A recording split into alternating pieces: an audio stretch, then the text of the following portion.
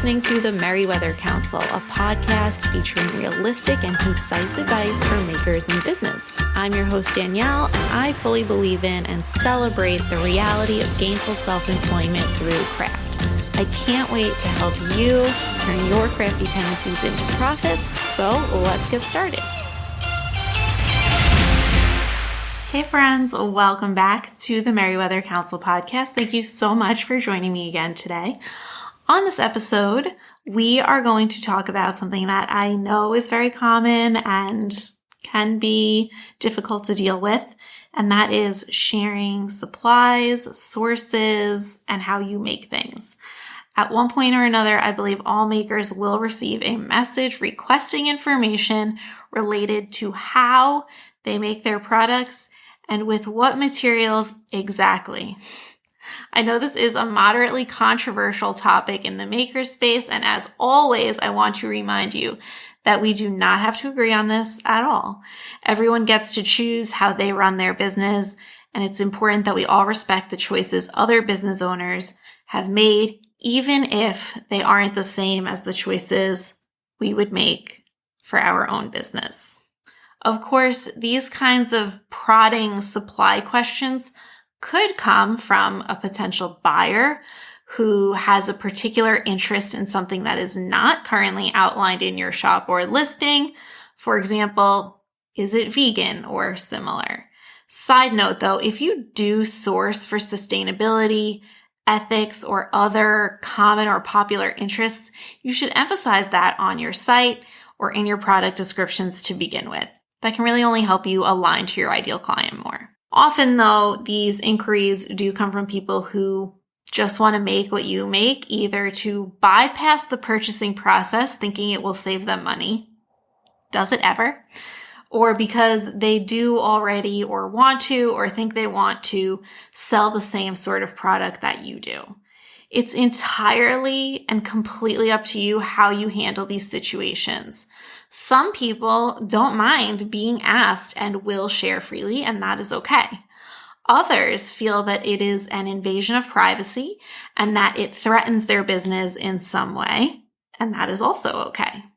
Some people simply don't want to spend their time teaching or educating or sharing this kind of information, as it is just not their jurisdiction. It's just not their thing, not what they're here for, which is also okay.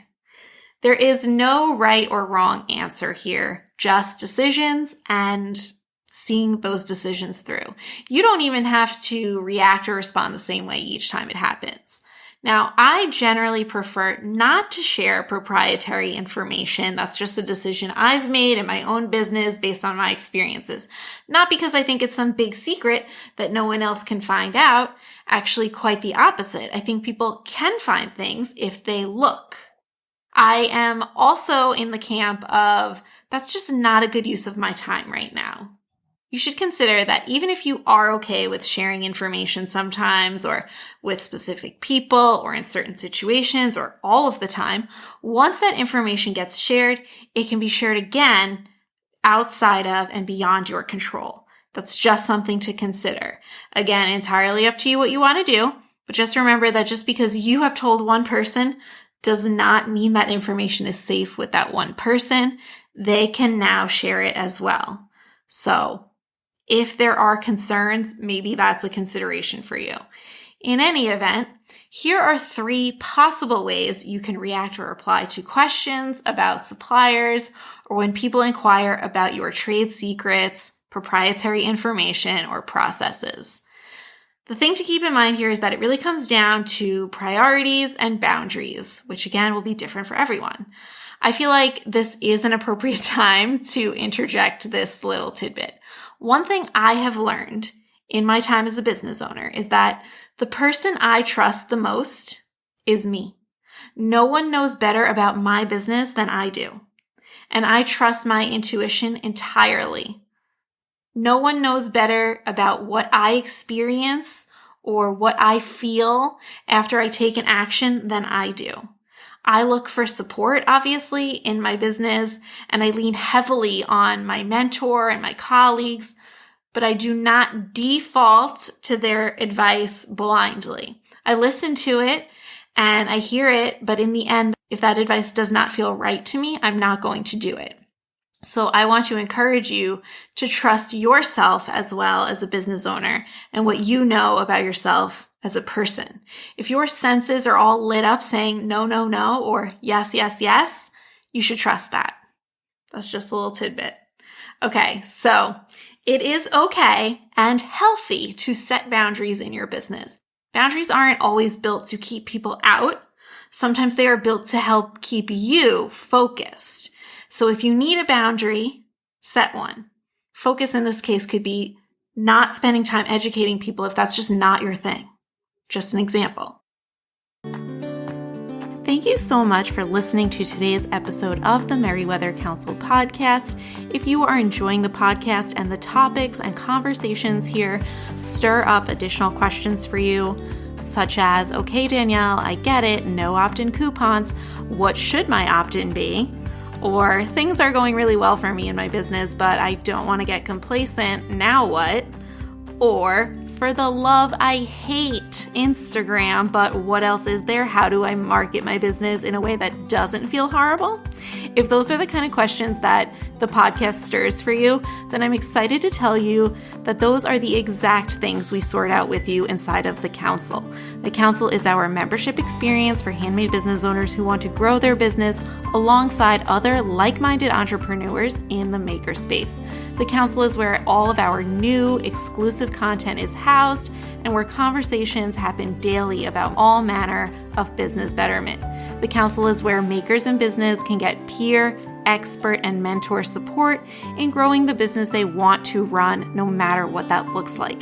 If you are a maker in business who is tired of Googling or has discovered that the questions you have are not even Googleable anymore, then you are a future Council member. If you are someone who is committed to your vision and mission, or you want help and support, then you are a future Council member. And if you want to become a more empowered, confident CEO of your business, then you are a future Council member, and I would love to have you join our Council community. Are you interested? Visit jointhecouncilnow.com for all the details and to take a behind-the-scenes tour and find out what we do and how we do it inside of the Council. That's jointhecouncilnow.com for all the details. Now let's get back to the show. Now let's get on to the list of possible responses. Of course, the first possible response is silence. Silence is a response. You are not obligated to answer every question that's asked of you. It might feel uncomfortable at first, and that's normal to ignore or leave unread a message. But you need to protect your time and your energy, and sometimes that might mean leaving things unanswered, especially if they are things that do not move you or your business forward. Again, focus.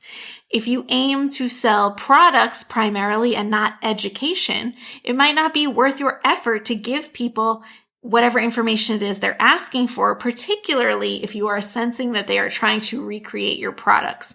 That is completely okay, and it is okay to set a boundary around that. So silence is the first response that's possible. The second response is education. If you want to try your hand at educating and potentially helping the greater good in the process, you can explain honestly why you won't answer the question that was asked. You can educate people about why you will not answer. This information is proprietary to my business, so I will not be able to share that with you. I wish you the best in sorting out what sources and processes work best for you. The end, and send it off. It's okay to be firm. It is not rude. A lot of people, in my experience, do not like that answer though. So tread carefully here and only go this route if you are prepared for a response of any kind.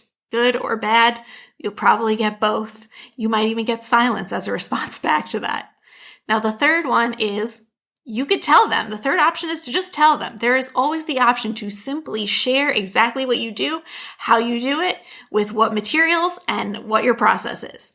If that feels aligned to your goals and values and you're okay with sharing, then by all means, share it.